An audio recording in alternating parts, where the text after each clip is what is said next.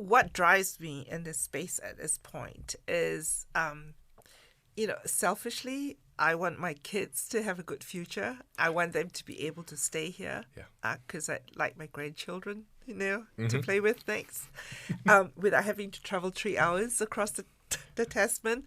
But that's not including delays, by the way. Yeah, I've that's true. Found that out a lot recently. But the MedTech sector, to me, it's a sector where many things come together. There is the health, the ability to support and help people with healthcare. There is the social aspect of better education, better jobs, etc. And then there's the commercial, the commercial side of things as well, which is really important. Now, and that to me is actually an economic playbook, because if you can grow the economy for New Zealand, then the brain drain won't be happening. But the other thing is, if you can have excellence in areas in New Zealand, instead of a brain drain, you get a reverse brain drain, because people will come. And if you and in the ecosystem right now, you do have overseas people in the MedTech field that are here. And these are not, these are people who've been there, done that. They've had some experience, and they've just decided to settle into New Zealand. Probably the fact that, they probably don't need to struggle to buy a house, for example. That helps. But the thing is, they're here. Yes. And so that we just need to make those connections. The one thing that I think is missing in New Zealand for the MedTech sector is that everything we've done has been virtual. So there's not one place that you can go to and say, oh, that's where the CMDT lives, that's where this lives, or that's where that lives. It's kind of distributed, and you need to kind of know to get there. So what we're the latest biggest project that we're working on right now is the development of our National Innovation Hub called MedTech IQ Aotearoa. And that's really and that's focused on medical devices and digital health technologies. And the idea around MedTech IQ Aotearoa is that it pulls together everything that we do and make it really visible to ourselves as well as globally. And we will have hubs in Auckland, Wellington, Christchurch, and Dunedin. Wow. Where it's all connected as a backbone, where people can come together locally, and then you can say, oh, that's Auckland, they do that. In Wellington, they do that, but we all work together. Yes. And each of the hubs, respecting the expertise in the various regions, we're looking at each of the hubs developing their own area of expertise and interests so that they can actually share it in the national conversation. So you're not replicating. Yes. So that's the latest venture, which is very exciting. Absolutely.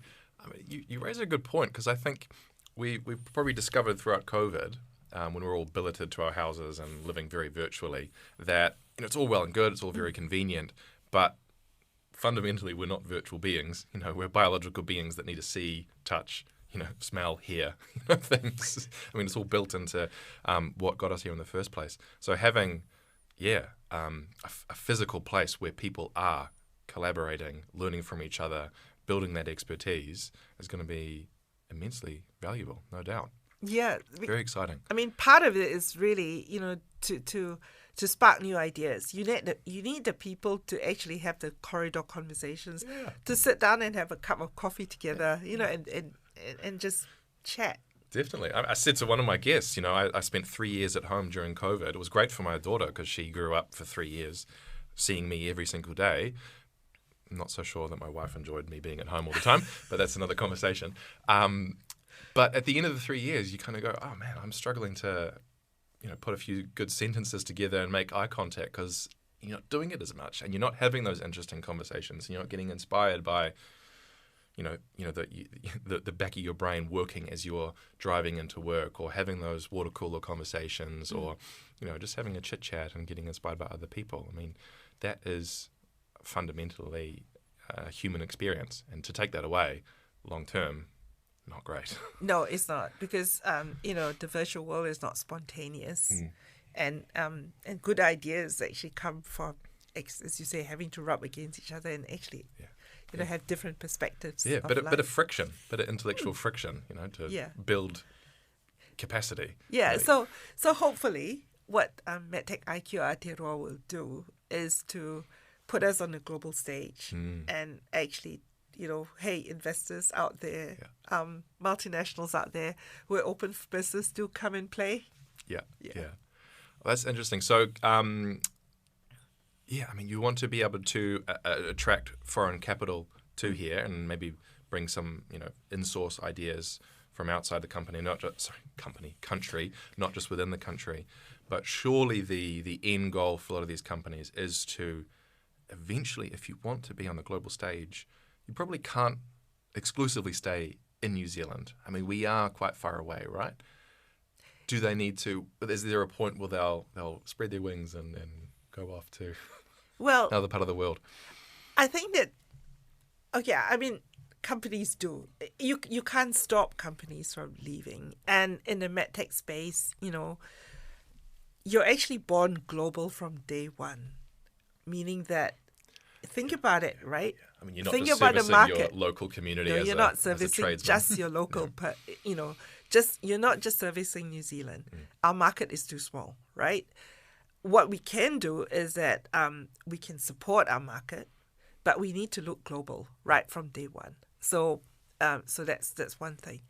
But if you look at Fisher and Paykel Healthcare, hey, they're a big multinational. They're New Zealand's largest medtech company. Where are they? They're still here, right? The research is here. Their main headquarters is here, and they're building a second campus, right? And they do have many campuses in Mexico, and I think there's one in Mexico for sure. I can't remember whether there's one in Thailand at the moment, but in any case, those you do need to have outposts all over the world where you sell, where you distribute, etc., manufacture, but you can still keep your main operations here. And I think for New Zealand companies, as they grow and scale, if that's the vision that the founders have, I think that's great. Yeah, absolutely. And not many founders. I think when you talk to the various founders, you won't find any that's kind of like, yep, I'm just packing my bags and leaving.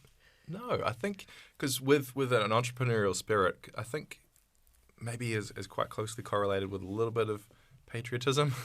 If maybe that's not the right word to use, but you know what I mean. If you want to push the boundaries, I think you also want to bring some of the benefit. You keep some of the benefit from the place that raised you and gave the initial opportunities. It'd be a little bit selfish to be like, I'm going to do this all myself and take it away from you,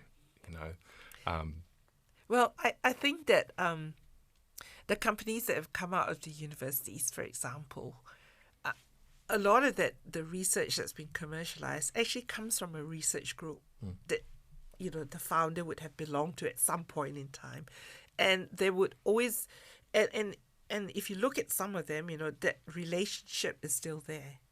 So while you're commercializing one part of your pipeline, there's another one being built here. It's like, hey, there's some more coming through. So why would you leave your pipeline to some extent? Yeah, I see. Yeah. These are where this is your bank of ideas, and they're really good ones too, right? Yeah.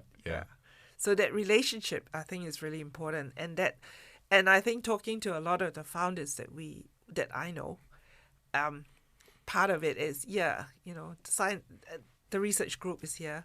The family's here. That's the other thing. And New Zealand is still a good place to raise kids. Yeah. We're still relatively pretty good. Yes. Even though we've got heaps of issues around crime at the moment. Definitely. But it's not as though we're isolated in that regard, right? I mean, the reopening post-COVID and all the changes that have happened we're not alone. Yeah, we're not alone. So what do you think are so you kind of alluded to it earlier, but what are the main gaps in the industry right now? So MedTech IQ, that's going to solve it by bringing it into a physical representation, 4 hubs, largely not specialised, but doing not overlapping. So we're not going to go from like 10 silos to 4 silos, because that would be that would connected, yeah. and a little bit overlapping, but clear expertise areas where if you're building some infrastructure, then you don't actually have to replicate it in the other trade regions, for example. So what are other things that we're missing? Do we need more people well educated? Science degrees, engineering degrees, that kind of thing, to support, new ideas, people working for companies that have spun up from these big ideas. Yeah, we Is certainly it human do. capital? Is it actual financial capital? I think we need both, actually. So the financial capital is always important. So, there is only so much money in New Zealand. And so with MedTech IQ Aotearoa, that's a way of actually trying to bring new investment into New Zealand. The human capital is really important. And part of that is trying to get more people into STEM, including Māori and Pacifica. And the other thing is that actually upskilling people around the needs and I guess the quirks of the MedTech sector. The research translation journey for a MedTech expert specialist is quite different. Yeah. Because you've got you have to understand the regulatory side of things. You have to understand health economics. You have to understand how you actually design your clinical trials. And on top of that, you probably need a network. You need to be able to pitch. You need to be able to do a whole lot of different things. Yes. So entrepreneurism is really important too. Because there's a couple programs out of the University of Auckland, right? There's the Master of Bioscience Enterprise. So that's kind of crossing between, science degree into the commercialization side of things. Are there other comparable programs? Or is it less of a formal education and more just organic growth? Yeah, like getting exposure to it. I think it's both, right? Because I think so for example, just the Masters in Bioscience Enterprise program. So the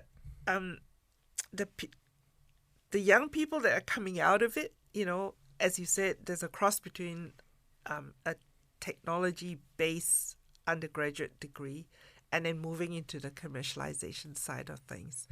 But the key here is that these guys have got something really special to offer, but they need projects to work on. And then if you think about what our research community does, they're really good at research, but they're actually not really liking to write business cases, for example. So we've actually tried to bridge the two, where we've taken the Bioscience Enterprise master students and brought them into our community. And we get them to work with all the different groups to help with early stage market validation and looking at business cases, etc. So that way, you're actually growing the expertise of both sides of the commercial side as well as the research side. Yeah. And now we're bringing in the younger clinicians as well, so that they have an appreciation of technology, because it's going to be important for their future. But at the same time, they're also exposed to entrepreneurism and commercialization. Yeah. So the gap is really building almost holistic people. I think that the programs that are around out of all our various universities in terms of entrepreneurism and this Center for Innovation and Entrepreneurship at the university and the other universities, I think that's really important. But in terms of MedTech, there's, like you said, there's some nuances, and that's where perhaps if you are able to provide, at the moment we're providing I wouldn't say a formal program, but we've got workshops that people can come in and dip in and out.